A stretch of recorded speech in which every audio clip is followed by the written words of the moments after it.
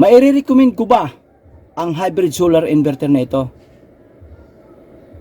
Maire-recommend ko lang ito kung ganitong setup kasi ito yung the best ko na setup. Kasi sinubukan ko yan alang-alang sa ating Magandang viewers. araw po sa inyo dyan mga kababayan. Ang isi-share kong video sa inyo ngayon ay tungkol po kung dito sa aking solar panel system, kung paano ang setup ko nito. Drawing ko na rin po. Kung anong nasa drawing, yun din ang nasa actual setup ng aking solar panel system. Balik natin ang camera para ma-explain ko sa inyo. Okay, andito na. Sa aking setup, one seat ito. So, hybrid solar inverter, ito yon. Siyempre may solar panel tayo. Yan, solar panel, itong hybrid inverter, tapos mga connection sa hybrid inverter, at ito naman ang kanyang breakers, ito naman ang battery. Silipin natin. Andyan ang mga connection, mas madaling maintindihan kung sa drawing natin ipapaliwanag. Okay, hybrid inverter, at tapos andito namang breaker. One seat ito, hybrid inverter tapos solar panel and then breakers. Wag po kayong ma-confuse dyan kasi ang setup dito, maliban sa one set, mayroon pang combination ng dalawang hybrid inverter, hybrid solar inverter. Andito ang kanyang breaker. Pagdating sa battery, andito naka-on, ang isang inverter naka-off, bali wala na muna yan. Ang battery naka-on, yan. Tapos ang normal supply naka-on para sa isang set natin. Tapos ang solar supply, ibig sabihin, ito yung output niya. Solar supply lang nilagay ko, itong output. Tapos ang ating solar panel naman, may dalawa tayo, 1, 2. Explain natin sa drawing. Ito galing sa solar panel, ha? Okay. Okay po mga kababayan. Andito ang ating hybrid solar inverter. Rated power 1.2 kilowatts. Ang DC input niya ay 12 volts. Solar input 135 volts. Tapos ang kanyang MPPT, maximum power point tracking voltage 15 to 135. Solar input, ibig sabihin 135 lang ang maximum voltage nito, ha. Tapos maximum current nito ay 40 amps. Ang kanyang contact naman, nakikita natin dito, ito ay normal N dito, tapos solar N nandito, ang battery N nandito naman, tapos ang out niya ay naandito. Okay. Ang aking solar panel, ang aking solar panel na andyan ay 1, 2, 3 series. 1, 2, 3 series. Ibig sabihin, dalawang seat po yan ang series. Bawat series nito ay tatlo. Sa isang solar panel, mayroon tayong 19.69 volts. Bawat isa niyan, lahat yan, 210 watts. Kapag ang ating solar panel ay siniris natin, siyempre ang voltahe niyan, ang voltage yan ay mag-a-add. Asan ang first seat natin? 59 volts, 59.07 volts DC. Ang isa naman, siniris ulit natin, ganun din, 59.07 volts DC.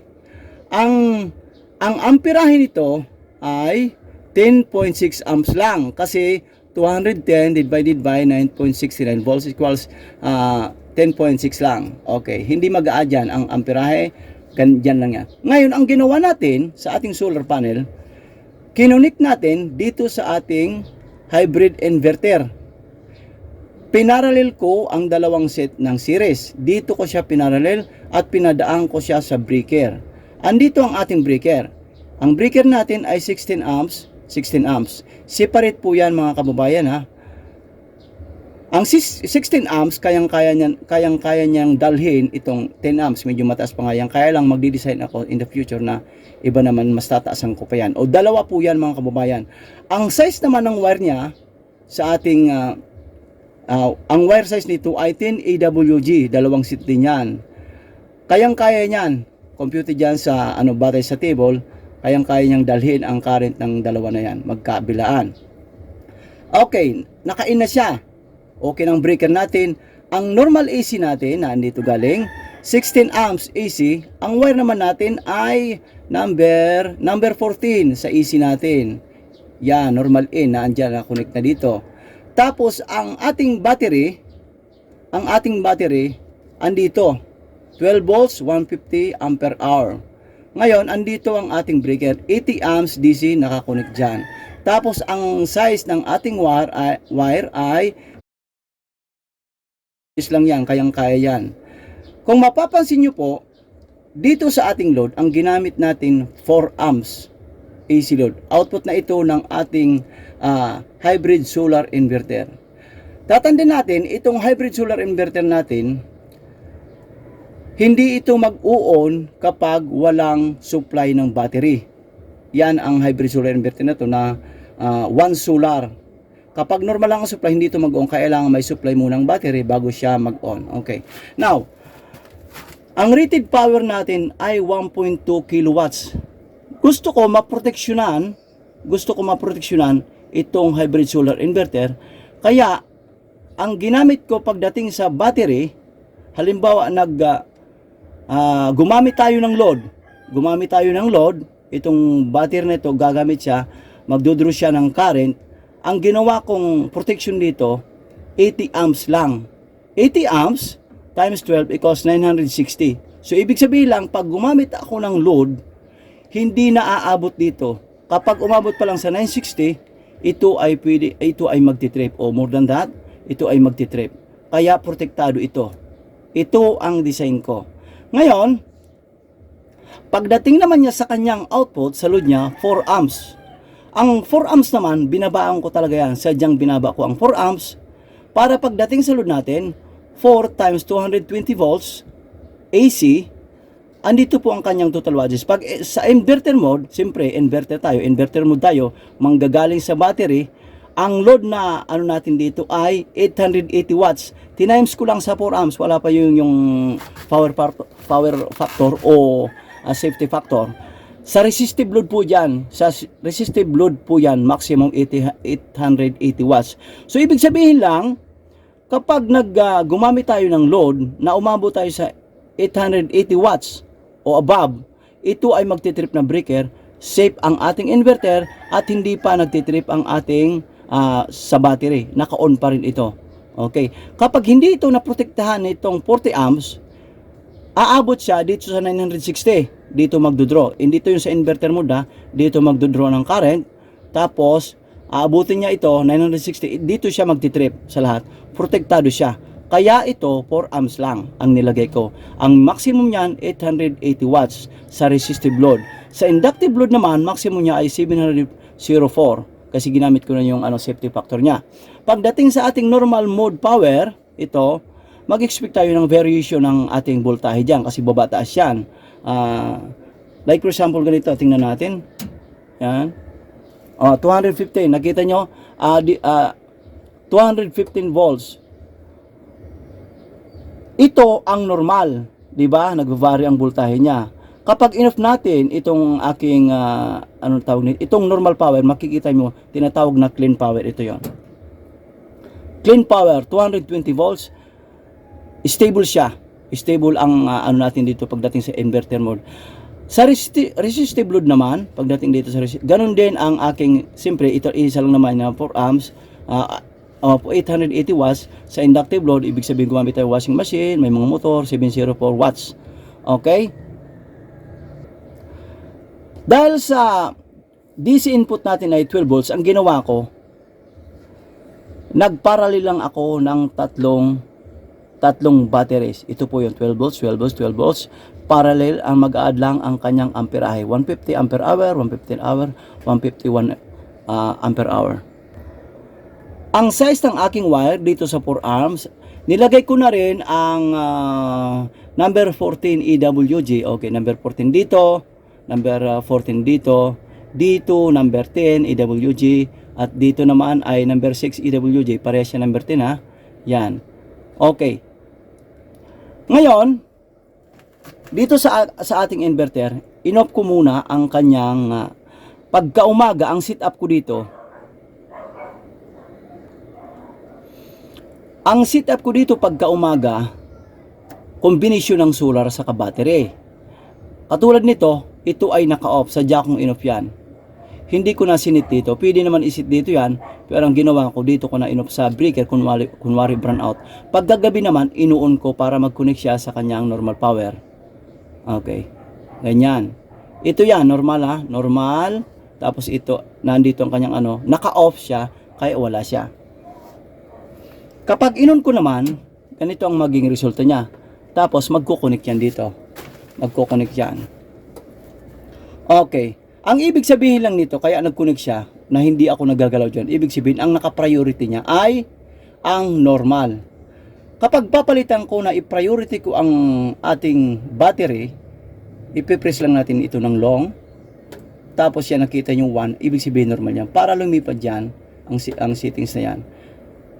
Lalagyan natin ng 2. Okay. Lagyan natin, nag-4 na yan. Dapat 2 yan. Okay. Ayun, exit natin. So, naandyan yung representation na mayroon tayong normal power, pero ang priority niya ay battery. Kaya, doon siya nag-connect. Okay. Tapos, siyempre, sabi ko, pag nasa battery siya, clean power, 220 volts output voltage, iselect ulit natin dito sa kanyang normal. Ibalik natin, tapos, ilipat natin ito dito para mabago natin ang settings. Okay, N. Okay, tapos tingnan natin at magko-connect yan. Ngayon, kapag nag-connect na ito dito, okay na, nakakonect na. Walang interruption po ng power yan. Nakita nyo po, ito, variation ng power, pero mayroon pa rin output power. Hindi yan mag-crop. Hindi natin mararamdaman yan. Isi-sit up ko na pang umaga. Like for example, pang umaga, ibig sabihin, tatanggalin natin, blackout yan. Sit up natin dito. Dito sa ating, may anong tawag nito? Gumawa ako ng isolator, ito, selector switch. Yan. Sinit up natin, tapos, nakita nyo naman, nawala na. Yan na po yan mga kababayan. Okay. Kung bakit ang sit up ko ay 3 series na ganito, 3 series, tapos saka ko pinagparallel. Nag-share na ako ng video na sana mapanood nyo, pero i-discuss ko pa rin.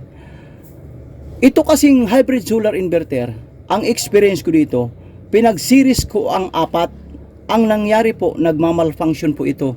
Umaga, hindi yan nagkukonek. Yan, nakita yung solar. Umaga, hindi nagkukonek. Kahit ang kanyang voltahe ay inside the range na nitong tinatawag nating MPPT. Kahit 50 volts na yan, tumaas pa dyan, ayaw niya mag-connect, nagmamalfunction. Ibig sabihin lang, iba ang parameter na setup talaga na actual nito sa loob. Kasi sinubukan ko, 1, 2, 3, 4. Umasa ako na magfa-function siya ng maayos kasi nga ang solar input niya ay ang maximum 135 volts. Kapag ang setup ko ay 3 nito, walang problema. Hanggang sa ngayon gumagana, walang problema, gumagana. Kaya ang ginawa ko nag-sit up ako. Sinit up ko yan lahat. 1, 2, 3, 4, 5, 6. Nag-sit up muna ako ng 5. Ganon din ang nangyari. Nag-malfunction. Nag-sit up ako ng 6 hanggang sa nasira ang aking isang inverter. Kasi sinubukan ko yan. Gusto ko masubukan yan. Kaya bumili ako ng bago. Kaya ito ng final ko ngayon na ganitong setup, napakaganda.